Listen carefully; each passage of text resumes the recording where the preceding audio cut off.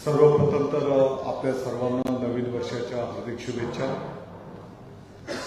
आताच आदरणीय तटकरे साहेबांनी येणाऱ्या काळामध्ये महायुतीच्या माध्यमातून ज्या पद्धतीने भारताचे लोकप्रिय प्रधानमंत्री आदरणीय नरेंद्र मोदी साहेबांच्या नेतृत्वाखाली अनेक चांगले निर्णय देश पातळीवर झाले, त्याच पद्धतीने राज्य पातळीवर माननीय मुख्यमंत्री महोदय एकनाथजी शिंदे साहेब, उपमुख्यमंत्री महोदय माननीय देवेंद्रजी फडणवीस साहेब, माननीय अजितदादा पवार साहेब यांच्या नेतृत्वाखालच्या सरकारमध्ये अनेक चांगले निर्णय त्या ठिकाणी संपन्न झालेले आहेत। हे सर्व विषय तळागाळाच्या जनतेच्यापर्यंत पोहोचवणं आणि आपण बघितलं असेल की पाठीमागच्या एक वर्षभराच्या पासून शासन आपल्या दारी या मोहिमेच्या अंतर्गत पात्र लाभार्थ्यांना त्यांचा लाभ त्याच्यापर्यंत पोहोचवण्याचं काम त्या ठिकाणी संपन्न करण्यात आलेलं आहे आणि म्हणून या सर्व बाबी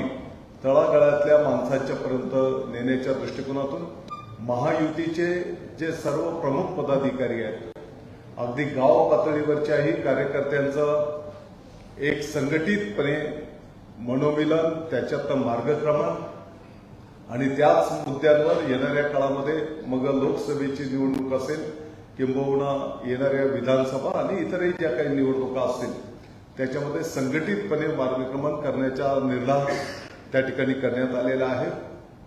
आणि आता जसं सांगण्यात आलंय विभाग पातळीवर, जिल्हा पातळीवर, पुढच्या टप्प्यामध्ये अगदी गाव पातळीपर्यंत त्या ठिकाणी महायुतीच्या सर्व कार्यकर्त्यांचं मेळावे संपन्न करून पुढील रणनीती अगदी तळागाळातल्या कार्यकर्त्यांच्या पर्यंत पोहोचवण्यात येणार आहे।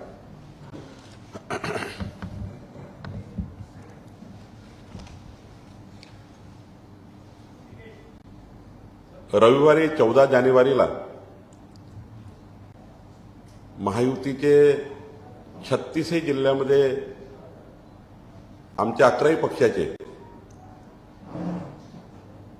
माननीय तटकरे साहेब आणि माननीय भुसे साहेबांनी आत्ताच आपल्याला सांगितल्याप्रमाणे जिल्हास्तरीय मेळावे आणि ही संख्या पुढच्या काळात बूथपर्यंत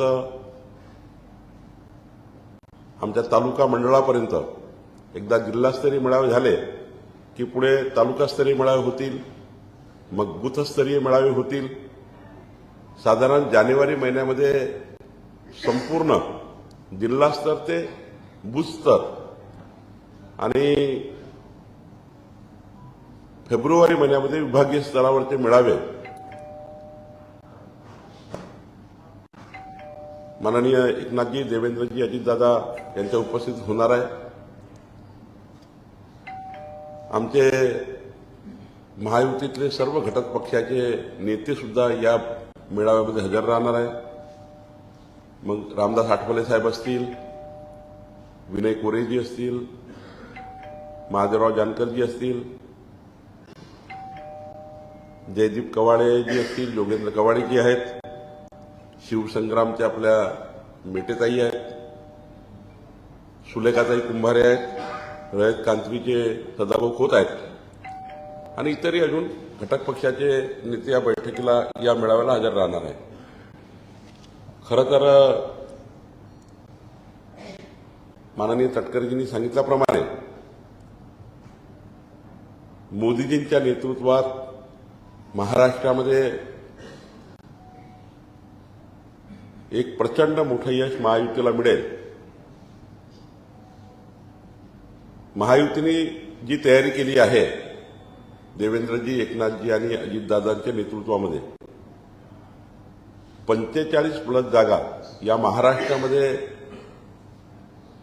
51% लढाई जिंकून आम्ही जिंकणार आहोत। तर 45+ म्हटलं आहे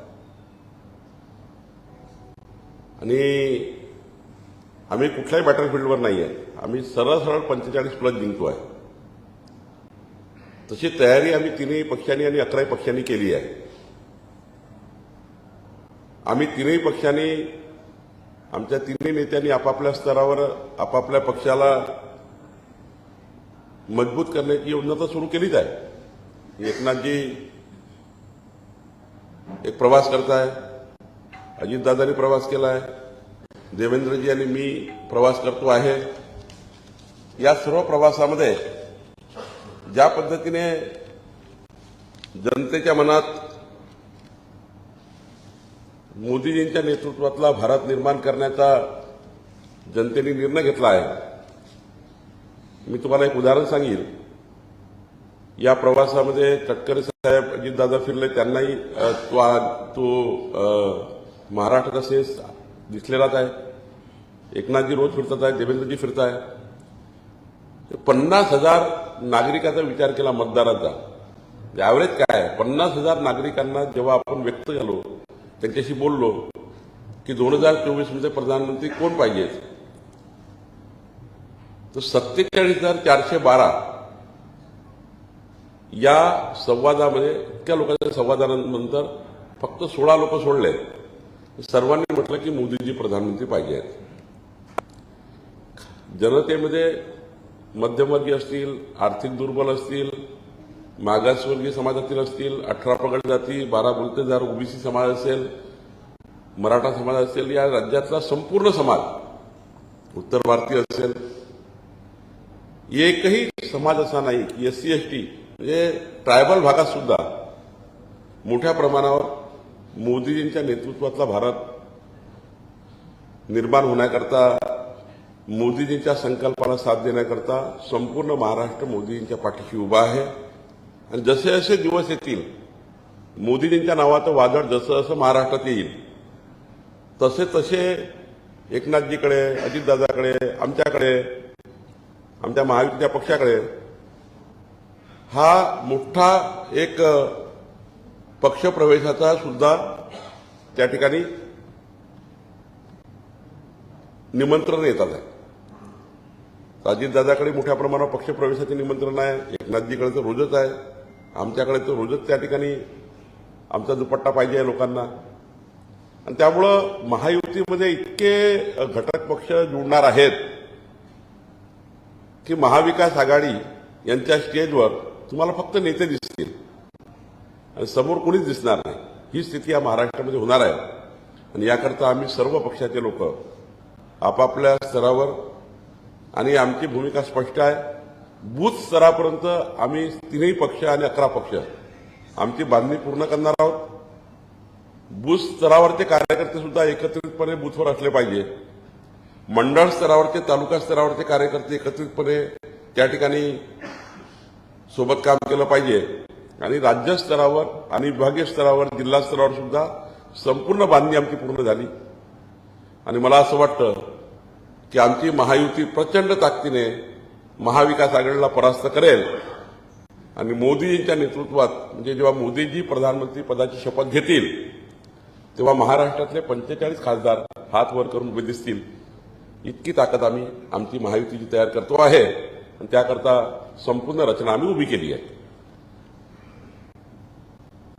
माननीय सुनील तटकरे जी, दादा भुसे जी और महायुति की इस प्रेस कॉन्फ्रेंस में माननीय तटकरे जी, माननीय दादा भुसे जी और हमने सारे लोगों ने, हमारे नेताओं ने, देवेंद्र जी, एकनाथ जी, अजित दादा, हमने सबने मिलके ये निर्णय लिया है कि 14 जनवरी को महाराष्ट्र में महायुति के डिस्ट्रिक्ट लेवल के हमारे सम्मेलन होंगे. उस सम्मेलन में हमारे सभी पार्टियों के जो मेजर लीडर्स हैं डिस्ट्रिक्ट लेवल के, 300-400 लीडर सभी पार्टियों के उस सम्मेलन में रहेंगे. हमारे वहां के प्रभारी मंत्री जो है सरकार के, या राष्ट्रवादी के मिनिस्टर है, वह राष्ट्रवादी के मिनिस्टर उस जिला स्तरीय सम्मेलन में जाएंगे, या बीजेपी के गार्डियन मिनिस्टर है वो जाएंगे, कई शिवसेना के गार्डियन मिनिस्टर है वो जाएंगे. डिस्ट्रिक्ट लेवल का सम्मेलन होगा. उसके बाद तटकरे जी ने कहा है कि फरवरी में हम डिवीजन लेवल पर सम्मेलन लेंगे, विभाग स्तर पर. और उसके बाद हम लोग जिस प्रकार से हमारा सीटों का अलॉटमेंट हो जाएगा, उसके बाद लोकसभा स्तर पर भी हमारे सारे 11 पार्टी के महायुति के सम्मेलन होंगे। उस सम्मेलन में हमारे विनय कोरे जी है, रामदास आठवले जी है, महादेवराव जानकर जी है, जोगेंद्र कवाड़े, जयदीप कवाड़े जी है, शिव संग्राम की हमारी मेटेताई है, रैत कांति के सदाबाऊ है, हमारी सुलेखाताई कुंभारे जी है, ये सारे बच्चू कड़ू जी है, ये सारे लोग और 11 पार्टियां हैं, ये सारे लोग इस सम्मेलन में रहेंगे। और मुझे लगता है कि हमारी महायुति जिस प्रकार से बूथ लेवल तक जिला स्तरीय सम्मेलन होने के बाद बूथ स्तरीय, मंडल स्तरीय सारे कार्यकर्ता एक साथ मिलकर मोदी जी के नेतृत्व में और हमारे जो नेता है देवेंद्र जी, एकनाथ जी और अजित दादा, इनके कोऑर्डिनेशन से जो भी निर्णय होगा सीटों का, उस सीटों पर पूरी ताकत हम तीनों पार्टियां और 11 पार्टियां लगाएगी। जहां पे जिस पार्टी को सीट जाएगी, राष्ट्रवादी को अगर जो सीट जाती है वहां बीजेपी और शिवसेना पूरी ताकत से 51% से सीटें जीतेगी, इस प्रकार से काम करेगी। जहां एकनाथ शिंदे जी के नेतृत्व में सीटें जाएगी वहां पर बीजेपी और राष्ट्रवादी और हमारी महायुति पूरी ताकत से हमारे बूथ लेवल के कार्यकर्ता 51% ही जिताएंगे और बीजेपी जहां चुनाव लड़ेगी बाकी सभी पार्टियां बीजेपी के उम्मीदवार को चुनाव जिताने के लिए काम करेगी। ये हमारा निर्णय बूथ लेवल तक हुआ है, बूथ स्तर तक हुआ है, जिला स्तर पर हुआ है और मैं दावे के साथ कहता हूं हम सब पार्टियों के लोग 45 प्लस महायुति 45 प्लस सांसद जीतेगी, 51% वोट शेयर लेकर जीतेगी। और जैसे जैसे मोदी जी का जो भी तूफान आने वाला है महाराष्ट्र में, अब राजस्थान में हो गया, छत्तीसगढ़ हो गया, मध्य प्रदेश हो गया, आपको दिखा, अब ये महाराष्ट्र में आने वाला है। और ये तूफान, ये सब झाड़ी पत्तियों को साफ करके, महाविकास आघाड़ी के सारी झाड़ी पत्तियों को साफ करके और महायुति पूरी ताकत से इस महाराष्ट्र में जीतेगी। अभी तो हमारे सामने ये प्रश्न है, अजीत दादा के सामने भी, शिंदे जी के सामने भी और हमारे सामने भी, देवेंद्र जी के भी सामने, रोज इतने पार्टी में आने के लिए लोग राष्ट्रवादी में, शिवसेना में हमारे पास इतनी कतार लगाकर है कि ये दिन आने वाला है महाराष्ट्र में कि महाविकास आघाड़ी के स्टेज पे सारे नेता दिखेंगे। आपको देखा होगा नागपुर में क्या हुआ, नागपुर की सभा में क्या हुआ,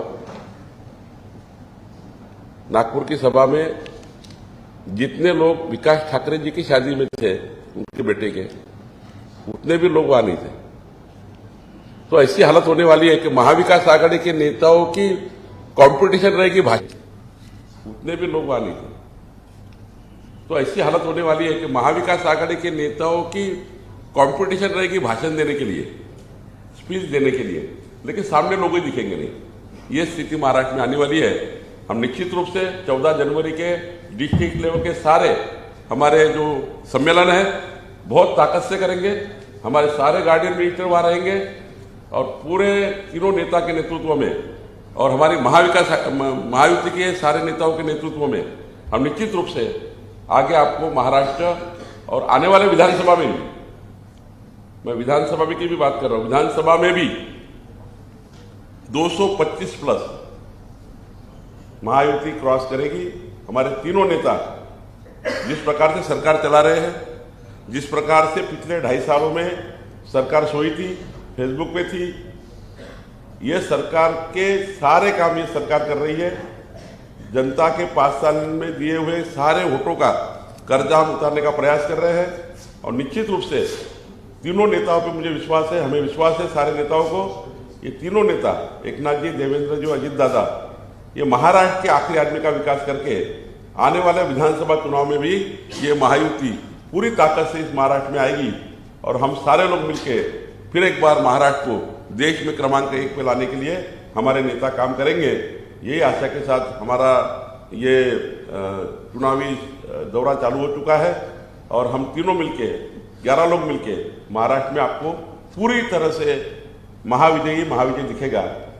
इतना ही मुझे कहना।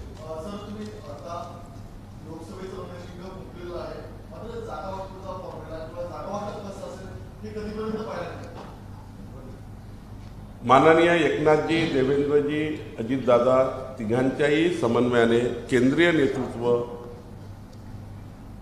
आणि राष्ट्रवादीचे केंद्रीय नेतृत्व आहेत, एकनाथजीकडे आहेत, हे सर्व नेतृत्व बसून आम्हाला काही चिंता नाही. ना राष्ट्रवादीला चिंता आहे, ना शिवसेनेला चिंता आहे, ना आम्हाला चिंता आहे. आमचं नेतृत्व जे निर्णय घेईल, त्यांनी म्हटलं ही जागा राष्ट्रवादीला तर राष्ट्रवादीला, ही जागा शिवसेनेला ही शिवसेनेला, आमचं काही रिझर्वेशन नाही आहे. आम्ही एक दोन जागा इकडे तिकडे बघणारी नाही आहे. आम्ही बघणार आहे जिंकण्याकरता लढायचा, 45+ करता लढायचा आहे. त्यामुळं आमच्यामध्ये कुठलंही त्याच्यामध्ये खिस्तान नाही आहे, ओढतान नाही आहे. 3 नेते आणि वरचं पार्लमेंटरी बोर्ड हे जे निर्णय करतील त्या निर्णयाला आम्हाला मान्यता आहे.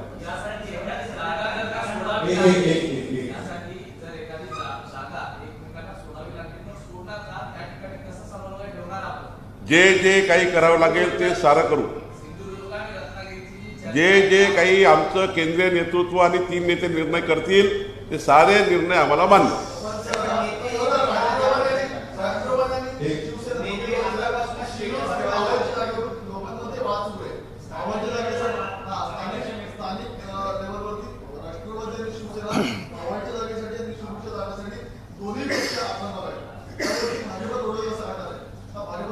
मी आपल्याला स्पष्टपणे सांगतो, तटकरे साहेबांनी माननीय आपले भुसे साहेबांच्या वतीने आणि आमच्या 3 नेत्याच्या वतीने शेवटपर्यंत प्रत्येक पक्षाला वाटेल की ही जागा मला मिळाली पाहिजे. राष्ट्रवादीला वाटेल ही मला मिळाली पाहिजे, एकनाथजीला वाटते ही मला मिळाली पाहिजे, आम्हाला वाटेल ही मिळायला पाहिजे. पण शेवटी एका लेवलला केंद्रीय नेतृत्वाने शिक्कामोर्तब केलं, आमच्या 3 नेत्यांनी सही केली, महायुतीने सारा निर्णय झाले.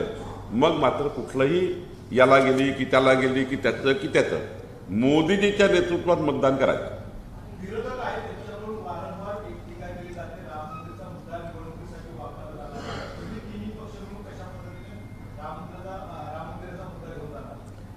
आम्हाला गरजच नाही आहे. 140 कोटी भारतीयाला हे माहिती आहे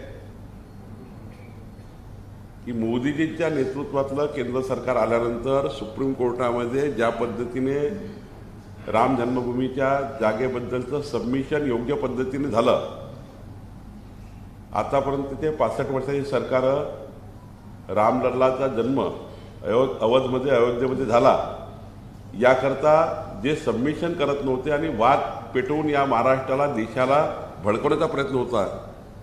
कुठलाही हिंदू मुस्लिम वाद नव्हता, त्या ठिकाणचाही वाद नव्हता, नेते वाद तयार करायचे आणि हा प्रश्न पेटत ठेवला होता. पण मोदीजींच्या नेतृत्वातल्या सरकारने हा प्रश्न सोडवला. त्यामुळं कोणाच्या मनात काही असेल, आता तोंडाच्या वाफा फेकतात. परवाचा व्हिडिओ बघा रे, एक व्हिडिओमध्ये आहे ना की मोदीजीच करू शकतात. तुम्ही व्हिडिओ देऊ का तुम्हाला? म्हणजे मोदीजींच्या नेतृत्वातला भारत किती चांगला असू शकतं. संजय राऊत साहेब 2.5 मिनिटाची व्हिडिओ क्लिप आहे आपल्याकडे, कालच तुम्हाला काढून दिली आहे की मोदीजीचं नेतृत्व किती स्ट्रॉंग आहे, कसं राम मंदिराचं निर्माण मोदीजी करू शकतात, मोदीजी पाकिस्तानच्या POKला कसं आतमध्ये घेऊ शकतात. तो व्हिडिओ देऊ का तुम्हाला? आहे का तुमच्याकडे? आहे, तो जरा दाखवा. नाही, तो व्हिडिओ तुम्ही मला का म्हणणं आहे, माझी पत्रकार महोदयांना विनंती आहे, मी तुम्हाला एक व्हिडिओ शेअर करतो. त्या व्हिडिओमध्ये संजय राऊत साहेब म्हणतात, अयोध्या में राम मंदिर बनाने की केवल एक ही व्यक्ति में क्षमता है, उनका नाम नरेंद्र मोदी जी है. संजय राउत जी म्हणतात कि पाकिस्तान की बॉर्डर में जाकर पाकिस्तान का POK वापस लाने की क्षमता किसमें, तो मोदी जी में है. इसलिए किसको वोट देना है, तो उस समय की सरकार के, उस समय की जो हमारी महायुति थी शिवसेना भाजप की, वो सरकार, वो उमेदवार को वोट दीजिए, ये कहा है, हे म्हटलं आहे संजय राऊत साहेबांनी. तो व्हिडिओ जर तुम्ही बघितला तर मला वाटतं मग बाकीच प्रश्न सुटून जाईल.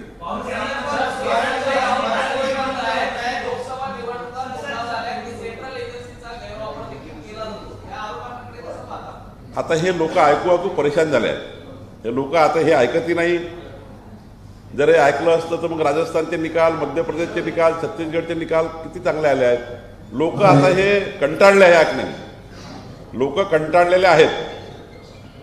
त्यामुळं एकच उद्देश आहे आमचा, आमच्या महायुतीमध्ये प्रचंड ताकदीने आम्ही जिंकणार आहोत.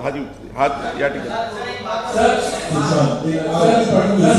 महायुतीत असलेल्या बच्चू कडून आता आरोप केलेले आहेत, नाराजी व्यक्त केलेली आहे की त्यांना मला महायुतीत घ्यावंसं वाटत नाही, त्यामुळे मला निमंत्रण आलं नाही. आजच्या बैठकी फक्त एक प्रेस कॉन्फरन्स आहे. आम्ही प्रत्येक जिल्हास्तरीय 14 तारखेच्या आधी आमची महायुतीची बैठक होणार आहे. आमचे सर्व घटक पक्ष त्या बैठकीला येणार आहे. आज फक्त तारीख जाहीर करायची होती म्हणून आम्ही एक शॉर्ट नोटीसवर तिघही एकत्र आलो आहे. प्रसाद लाड उद्या महाराष्ट्रात आले की एक महायुतीची बैठक आमची होईल, त्याच्यामध्ये आम्ही सर्व पक्षाला बोलू आणि त्यामध्ये पूर्ण विस्तृत, शेवटी एखादं संमेलन करायचं असेल ते संमेलन कसं असणार आहे, कोण त्या ठिकाणी जाणार आहे, कोण कोण समन्वय करणार आहे, सारा ढाचा तयार करावा लागणार आहे. आणि त्याकरता ह्या संमेलनाचा ढाचा तयार करण्याकरता एक महायुतीची बैठक लवकरच 1-2-3 दिवसामध्ये होईल. त्यात बच्चू कडू असतील, त्यात सारेच नेते असतील आणि आम्ही चांगला ढाचा तयार करून चांगले संमेलन घेऊ. आता महायुतीचं जे काही प्रमुख आम्ही इकडे आहोत, शिवसेना, भारतीय जनता पक्ष, राष्ट्रवादी, त्याच्यासोबतच माननीय बावनकुळे साहेबांनी इतरही प्रमुख नेत्यांची नावं घेतलेली आहेत. त्याच्यामध्ये प्रहार संघटना आणि माननीय बच्चू कडू साहेब पण आमच्या सोबतच आहेत. सर, तुम्ही संजय राऊतांचा उल्लेख केला, परंतु त्यांनी सुद्धा एक व्हिडिओ ट्विट केलेला आहे. त्यांचं असं म्हणणं आहे की भाजपचे काही नेते जे आहेत ते कुठेतरी शिवसेना जयंती बाबळी पाटील किंवा शिवसैनिक नव्हते असं म्हणताय, परंतु अटल बिहारी वाजपेयी आणि आडवाणींचा एक मुलाखतीचा व्हिडिओ त्यांनी ट्विट केलाय आणि दावा त्यांनी केलाय की या मुलाखतीत भाजप नेत्यांनी म्हटलं होतं की बाबळी पाडण्याची गरज होती असं. असं आहे की आम्ही जे मांडलाय त्याला आम्ही कधीच नाकारत नाही, पण त्यांनी जे मांडलाय की मोदीजीच असे नेते आहे की अयोध्येमध्ये प्रभू रामचंद्राच्या मंदिराचं निर्माण करू शकतात, एकाच व्यक्तीमध्ये धमक आहे, हे संजय राऊतांनी आपल्या भाषणात 4 वेळा म्हटलं आहे, 4 स्टेजवर. आणि त्यामुळं आता या विषयात आम्हाला जायचं नाही, याचं आम्हाला राजकारण करायचं नाही. आम्ही तीनही पक्ष हे समाजाच्या शेवटच्या व्यक्तीचं कल्याण करण्याकरता सरकारमध्ये काम करतो आहोत. राम मंदिराचा मुद्दा मतं घेण्याकरता आम्हाला बिलकुल नको आहे, पण याचा अर्थ असा नाही आहे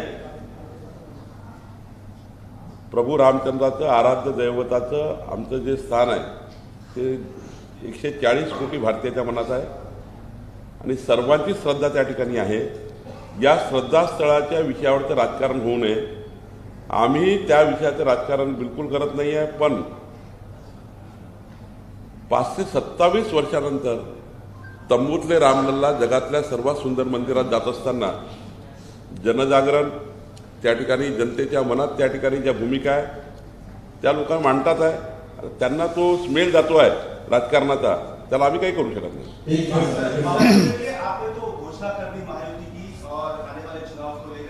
लेकिन थाने हो, कल्याण हो, शिरूर हो, मावल हो और रत्नागिरी सिंदूर ऐसे सीटों को लेकर नहीं जम रही है, क्योंकि किरण सामंत जो स्टेटस रख रहे हैं कि मैं किरण सामंत मुझे रोकेगा कौन, कभी वो उधर जाने की मशाल भी लगा देते स्टेटस पे, चल क्या रहा है? देखिए, मैं बार बार कह चुका हूं कि ये चलेगा, ये महायुति में चलता ही है. एक पार्टी में चलता है तो 3 पार्टियां हैं, 11 पार्टियां, ये चलेगा. वो कोई डिमांड करेंगे, वो कोई डिमांड करेंगे, यहाँ डिमांड करेंगे, वहां डिमांड करेंगे, बट एक लेवल ऐसी आती है कि जो हमारे नेता जब बैठ जाते हैं, हमारे महायुति के नेता, हमारे केंद्र के नेता सब बैठ जाएंगे और फाइनल लिस्ट लाएंगे. हम सारे लोग, बीजेपी का कोई रिजर्वेशन रहेगा नहीं, राष्ट्रवादी का कोई रिजर्वेशन नहीं, एकनाथ जी का कोई रिजर्वेशन नहीं है, हम सारे लोग कोई नाराजी रखते नहीं हुए. हमारा एक ही उद्देश्य है, मोदी जी के नेतृत्व का भारत निर्माण करना.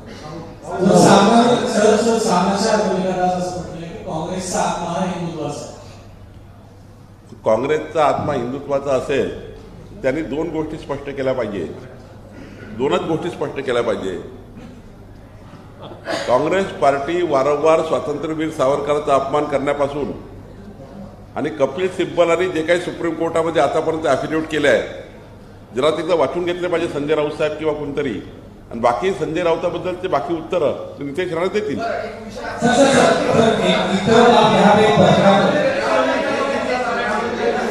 मिनिट शांत. आपण एक प्रश्न इकडे प्रश्न घेऊ. आता इकडे प्रश्न इकडे असं होणार नाही. सगळ्या प्रश्नाला संधी देऊ. एक मिनिट. या दोन महत्त्वाचे प्रश्न आहे. एक तर महाराष्ट्राच्या डेअरी गुजरातमध्ये जाते, त्यावर संजय राऊतांनी विकास सोडलेला आहे की पुन्हा एकदा राज्याचे उद्योग गुजरातला नेण्याचा प्रकार आहे तो राज्य सरकारकडून सुरू आहे. आणि दुसरा महालक्ष्मी रेस्टोरंटची जी जागा आहे ती हॉटेल व्यावसायिकांना फ्रीडम मिळण्याचा मुख्यमंत्री एकनाथ शिंदे यांच्या जवळचे असा आरोप आदित्य ठाकरे यांनी केला आहे. फेक नरेटिव्ह तयार करतात. फेक नरेटिव्ह आहे. नरेटिव्ह सकाळी तयार करतात ते काहीतरी बसून आणि महाराष्ट्राला दिवसभर मीडियामध्ये येण्याकरता काही ना काही देत राहतात. ते नितेश राणे तुमचं उत्तर देईल ना त्यांचं. नितेश राणेंनी तयार केलं आहे त्याचं उत्तर, पण फेक नरेटिव्ह तयार करतात. मोठ्या पराजयाच्या भीतीने महाविकास आघाडीतील नेते दररोज अशा पैशा कल्पकल्पित कथा त्यांना दिवसभरामध्ये सतत मीडियाच्या समोर राहायचं असल्यामुळे ते तशा पैसा करण्याचा प्रयत्न करतात. त्याच्यापेक्षा त्या गोष्टीला कुठलंही महत्व त्या ठिकाणी नाही.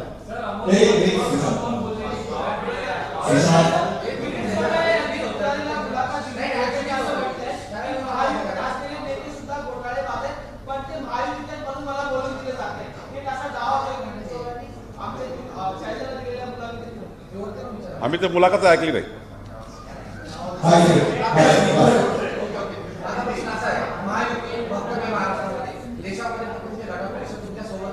मात्र देशात रामदास आठवलेंचा पक्ष तुमच्या सोबत आहे केंद्रामध्ये. मात्र त्यांनी काही दावा केलाय राम मंदिर ज्या ठिकाणी उभारले गेले त्या ठिकाणी मस्जिदही नव्हते, मंदिरही नव्हतं आणि त्या ठिकाणी गौतम बुद्धांची मूर्ती होती. याला तुम्ही कसं खोटा त्या मुद्द्यावर? अरे बाबा, सुप्रीम कोर्टाने या विषयाचा सविस्तर निकाल दिल्यानंतर आणि देशाच्या सर्वोच्च व्यासपीठाने निकाल दिल्यानंतर किंतु परंतु ते प्रश्न थांबतात. एक तरफ यहाँ पे प्रेस कॉन्फ्रेंस चल रही है, शिरडी में शरद पवार जी का एक शेड्यूल चल रहा है.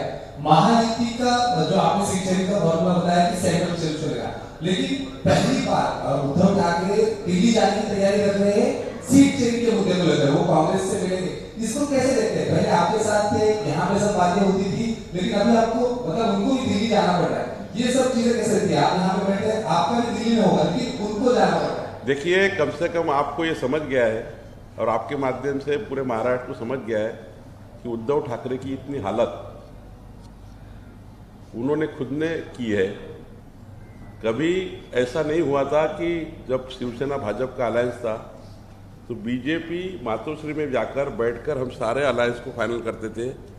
मातोश्री का रिस्पेक्ट, हिंदू हृदय सम्राट बाला साहब जी का रिस्पेक्ट जो था वो मातोश्री को लेकर, उस इमारत को लेकर जो रिस्पेक्ट था, वो रिस्पेक्ट के लेकर सारे हमारे केंद्र के नेता मातोश्री को जाकर वहाँ पर जाकर सारे अलायंस पूरे करते थे. लेकिन आज उस प्रतिष्ठा को जो दाग लगाया है वो उद्धव ठाकरे ने लगाया है. वो दिन सारे उद्धव ठाकरे जी ने उद्ध्वस्त किए. वो दिनों को उद्धव ठाकरे की गलतियों से मातोश्री की इमेज जो है वो खराब करने का प्रयास किया है. ये दिन कभी नहीं आने थे. हिंदू हृदय सम्राट बाला साहेब ठाकरे जी जब देखते होंगे और ये दिन मातोश्री जैसे निवास पे आए हैं कि मातोश्री के निवास का व्यक्ति दिल्ली में जाकर सोनिया गांधी जी के सामने हाथ जोड़ते हैं कि हमको 20 सीट दे दो, हमको 23 सीट दे दो, हमको 22 सीट दे दो. और किसी ने तो मुझे कहा कि उनको सीटों को लेकर भी ये नकारा गया है. ये स्थिति आने वाली पक्की है महाराष्ट्र में कि उद्धव जी को कहा कि आपको 4 ही सीट देना है तो भी वो महाविकास आघाडी में रहेंगे. 25 वर्षांची युती होती ही आदित्य ठाकरेंमुळे तुटल्याचा दावा हा दीपक केसरकरांनी केलेला आहे. नाही, मला वाटतं की याच्यामध्ये ही प्रेस कॉन्फरन्स नाही आहे. त्या लेवलला ते प्रश्न विचारले पाहिजे. आज जिला लेवलचे सम्मेलन, विभागीय लेवलचे सम्मेलन, जो डिस्ट्रिक्ट लेवल पे सम्मेलन चल रहा है, विभाग लेवल पे सम्मेलन चल रहा है, उनने क्या बोला, किसने क्या बोला, उसके बजाय आज हमारा जो प्रेस कॉन्फ्रेंस है, महायुति के सारे बूथ लेवल तक कार्यकर्ता एक साथ मिलके पूरे महाराष्ट्र में 51% की लड़ाई लड़ेंगे.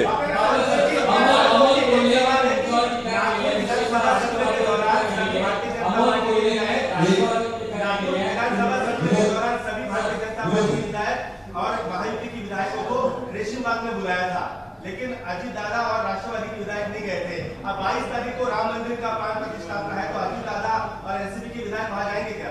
देखिए, किसी ने बुलाया नहीं था, आपकी गलत भावना है। पता दिया था सर। हमने कहा था कि भाई नागपुर में है, और नागपुर में है तो सभी लोगों ने अब ऐसा जरूरी नहीं है एक नाथ जी दूसरे दिन गए, ऐसा जरूरी नहीं था कि सबने आना चाहिए। हमने सभी को कहा कि नागपुर में एक स्थल ऐसा है जो राष्ट्र निर्माण के लिए, देश निर्माण के लिए वहां पर एक केंद्र है, दर्शन करने आना चाहिए। इसके लिए वो नहीं आए इसमें क्या फर्क पड़ता है?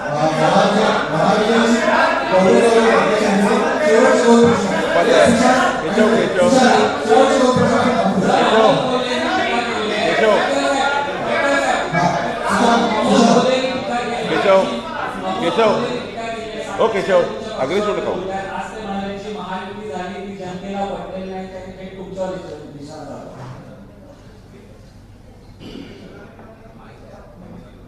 जुन्नर ते बारामती शेतकऱ्यांचा आक्रोश सांगत ज्यावेळी यात्रा काढली, त्या यात्रेला प्रचंड अभूतपूर्व जगाच्या पाठीवरचा फार मोठा प्रतिसाद मिळाला असल्यामुळे आता त्याला बरंच काही ठिकाणी सूत्र बांधण्यात येत आहे. बावनकुळे साहेबांनी दादा कुशेने सांगितल्याप्रमाणे आपलं सर्वांचं उद्दिष्ट 45+ आहे. त्यामुळे कुणी काही बोलू, या सगळ्या जागांच्या वरती आम्ही प्रचंड मताधिकारी त्या ठिकाणी निवडून येणार आहोत.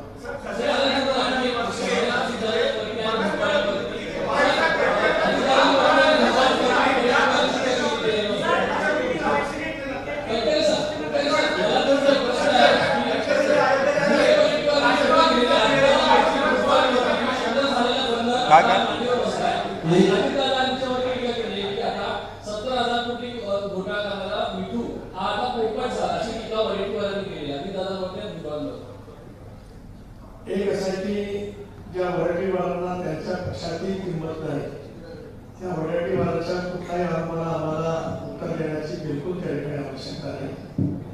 माझ्या आपल्याला विनंती आहे की आजच्या पत्रकार परिषदेचा हेतू आदरणीय बावनकुळे साहेबांनी दादा भुसेंनी या ठिकाणी निश्चित केला आहे. पुढच्या काळामध्ये आपल्याला खूप वेळा भेटायचा आहे, त्यामुळे त्या त्या प्रकारची उत्तर त्या स्तरावरती देण्यासाठी आमच्या पक्षाचे सर्व 3 पक्षाचे घटक पक्षाचे नेते पूर्ण क्षमतेने त्या ठिकाणी आपलं मत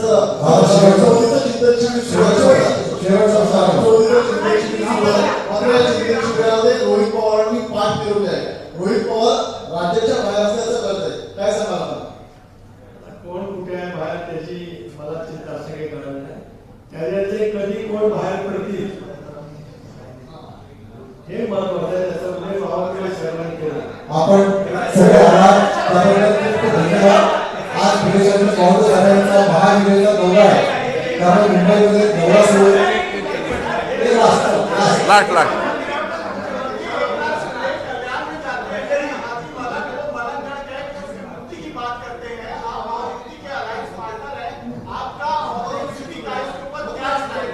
क्या क्या क्या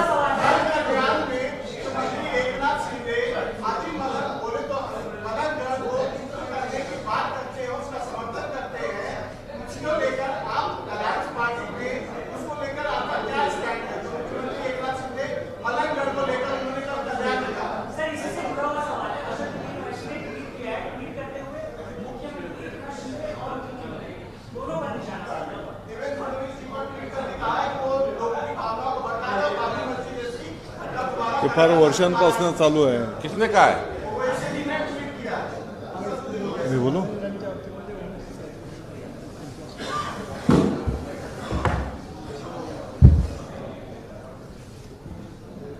कल्याणचं जे हाजी मलन आहे, कल्याण का जो हाजी मलन, उसके बारे में आप सबको पता है. शायद 30-40 साल पहले से लेकर धर्मवीर आनंद जी दिघे साहब ने वो हाजी मलन नहीं श्री मलनगढ़ है, ये मुहिम 30-40 साल पहले से चलाई है. उनका दावा था यहाँ पर नाथ संप्रदाय का मंदिर था और उनके नेतृत्व में ये मुहिम 30-40 साल से चलाई जा रही है. वो कुछ नई बात नहीं है. तो उस दावे के ऊपर हम सब कायम हैं।